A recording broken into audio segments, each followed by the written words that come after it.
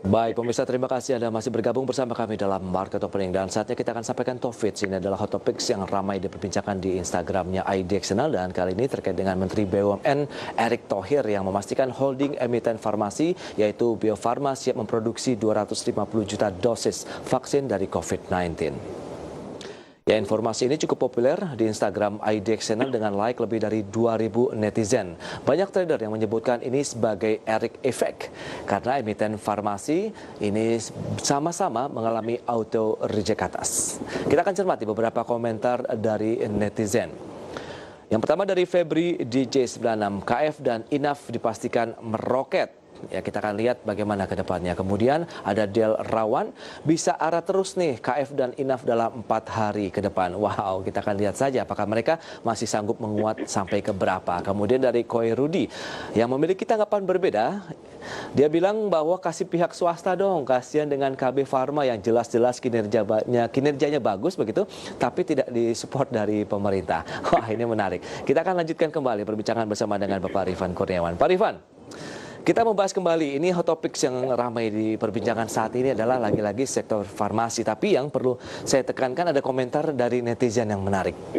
Kuenya dibagi dong ke pihak swasta. Nah, menurut Anda bagaimana Pak Rifan?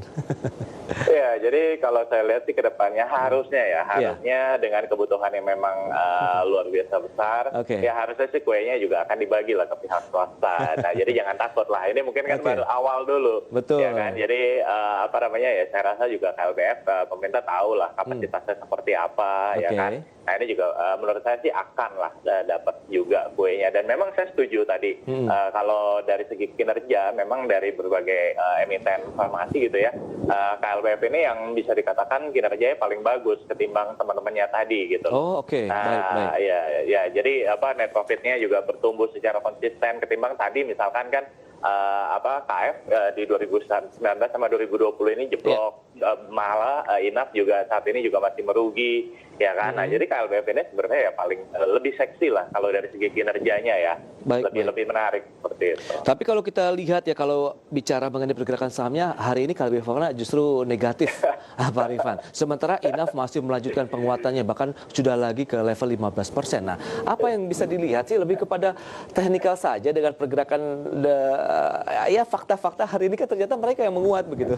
Iya, jadi balik lagi kalau kita bicara jangka pendek ya apapun bisa terjadi. Ya kan dalam jangka pendek kan sentimen itu lebih mempengaruhi pergerakan harga saham. Ya kan, jadi balik lagi nih kalau teman-teman yang trading gitu ya, mungkin day trading atau mungkin swing trading beberapa hari, ya mungkin KF dan INAF bisa jadi pilihan, tapi balik lagi risiko di tangan masing-masing. Tapi kalau untuk investor jangka panjang ya saya sih nggak terlalu merekomendasikan, ya sudah. Nah, kalau satu kereta naik ya satu kereta jalan ya masih ada kereta lainnya. Jadi kita tunggu aja kereta lainnya yang belum jalan gitu kan. Mungkin ya dari segi ini KLBF lebih aman lah untuk ini. Oke, berarti meski di tengah pelemahan seperti hari ini, KLBF tentu bisa menjadi pilihan buy on weakness kah atau bagaimana sih sebenarnya?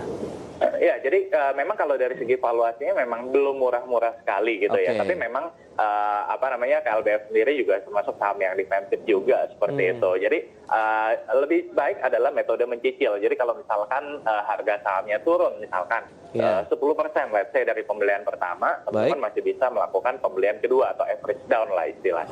Oke, itu dia untuk farmasi. Berarti ada tambahan selain KF dan juga INAF, KLBF sebenarnya bisa menjadi pilihan yang lebih menarik kalau dilihat dari sisi kinerja fundamentalnya ya, meskipun tadi belum kebagian dari kuenya begitu yang tadi sudah disampaikan oleh netizen. Kita tunggu aja, mungkin nanti akan kecipratan juga begitu ya Mas Rifan ya.